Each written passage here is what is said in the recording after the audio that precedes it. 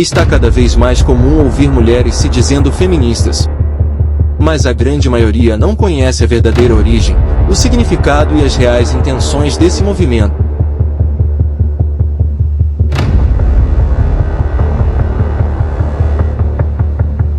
Será mesmo que as mulheres devem tanto assim ao feminismo? Hoje há quem apoia o movimento com unhas, dentes, posts e hashtags, levantando a bandeira do desconhecido, sem ao menos saber o peso das ideias que defendem.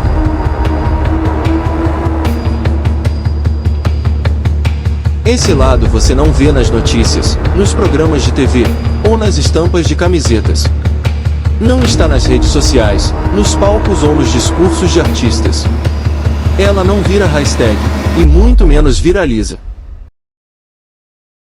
É o lado escondido pela sombra da história. O movimento feminista começou no século XXI como resposta à discriminação e desigualdade de gênero, buscando direitos políticos e sociais, como o direito ao voto e igualdade de oportunidades. É engraçado que nessa conferência as mulheres votaram para o direito de não votar. Muitas mulheres faziam sim resistência ao voto, porque elas temiam, de várias formas, que esse voto as obrigasse com relação ao serviço, ao imposto ou a qualquer outra obrigação que elas achassem inconveniente. As sufragistas queriam o sufrágio feminino, mas elas não queriam cumprir com as obrigações, não queriam honrar os deveres, elas queriam apenas o direito de poder votar, o que não era do mesmo modo para os homens, né? Os homens votavam porque eles tinham uma obrigação civil, então eles estavam ali prontos para irem à guerra e lutar pela pátria. Me pergunto como, quando e de que forma objetiva o movimento feminista realmente conquistou o voto.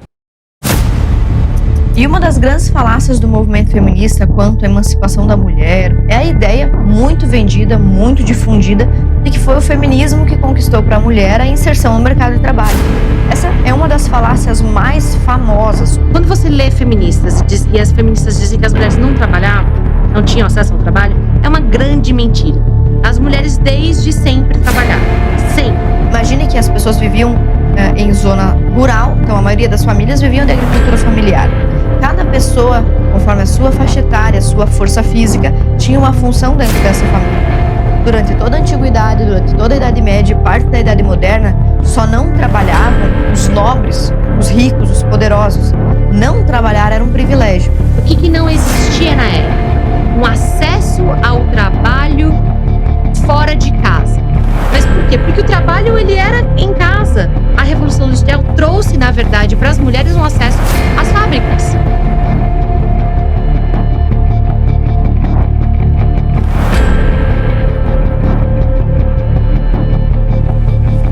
O que insere as mulheres no mercado de trabalho após a Revolução Industrial, que é uma revolução orgânica, é a necessidade de trabalhar. Não é que as mulheres abandonaram os seus lares de livre e espontânea vontade para ir trabalhar nas indústrias. Elas fizeram isso por uma necessidade mesmo. Um outro acontecimento intensificaria ainda mais a presença feminina no mercado de trabalho. Só que aí a gente precisa lembrar também que no início da guerra, as mulheres também entraram no mercado de trabalho para preencher os lugares que foram deixados pelos homens que iam para os campos de batalha. O governo norte-americano chegou a realizar campanhas para estimular as mulheres a assumirem os postos deixados pelos homens nas fábricas. Quando você diz que as mulheres têm que ser gratas, as feministas, né, pelo acesso ao trabalho, você tem que ser gratas às guerras e à Revolução Industrial.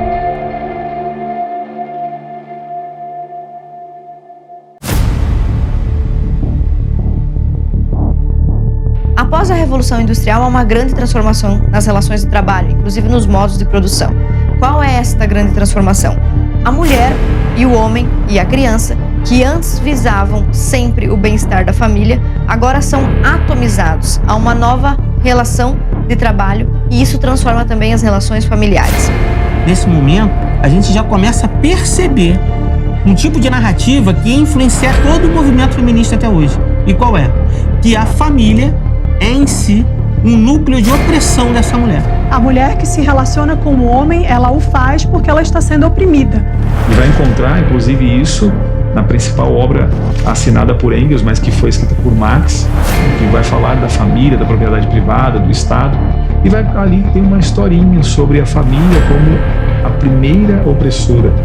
A discussão de que a família é que está oprimindo. Mas aí se conecta marxismo e feminismo, juntos tentando destruir ao mesmo tempo a lógica capitalista e a estrutura da família conservadora, da família monogâmica, da família cristã. A ligação.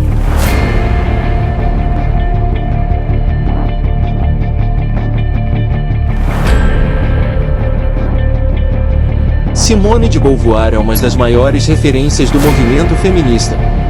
Em 1977, Beauvoir e seus cúmplices marxistas assinaram uma petição exigindo a legalização da pedofilia na França. O grupo pediu também a libertação de 3 acusados de pedofilia que se encontravam presos e estavam em julgamento por terem explorado sexualmente moças e rapazes na faixa etária dos 11 aos 14 anos.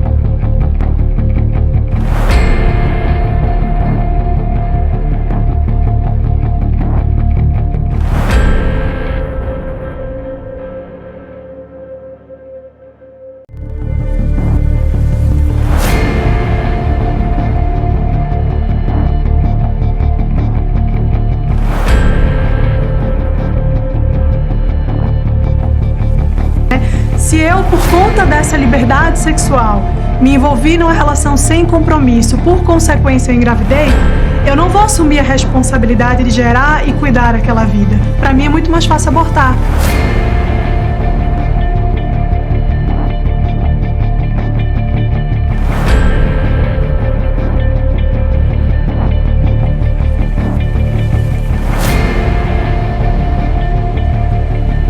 O feminismo que está na vitrine, esse que a mídia te mostra, é um movimento de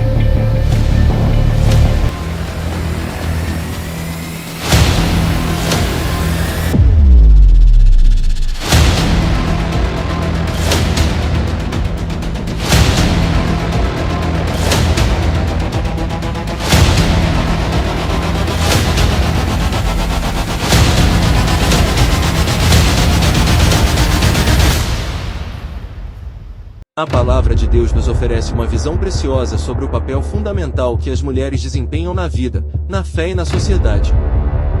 Primeiramente, é essencial compreender que a Bíblia enfatiza o valor intrínseco de todas as mulheres. Gênesis capítulo 1, verso 27, nos lembra de que Deus criou o homem e a mulher à sua imagem, conferindo igual dignidade a ambos. A Bíblia também nos apresenta inúmeras passagens que elogiam as virtudes e qualidades das mulheres. Em Provérbios capítulo 31, verso 10, lemos sobre a mulher virtuosa, cujo valor excede ao de rubis. Isso destaca a importância das virtudes como a sabedoria, a compaixão e a diligência, que as mulheres trazem para as nossas vidas. As mulheres têm um papel vital na estrutura familiar, como mães e esposas. Provérbios 14, verso 1, nos lembra que a mulher sábia edifica sua casa, enfatizando seu papel na construção de um ambiente familiar saudável e amoroso. A Bíblia também destaca o papel das mulheres no ministério e no serviço a Deus. Em Lucas 8, nos versos 1 ao 3, vemos mulheres que seguiram Jesus e o apoiaram em seu ministério, testemunhando sua mensagem de amor e graça. Além disso, o Novo Testamento nos ensina que, em Cristo, não há distinção de gênero. Gálatas 3, verso 28, proclama: não há judeu nem grego, escravo nem livre, homem nem mulher, pois todos são um em Cristo Jesus. Em Deus, a mulher encontra seu valor, propósito e significado, sendo parte integral do seu plano para a humanidade.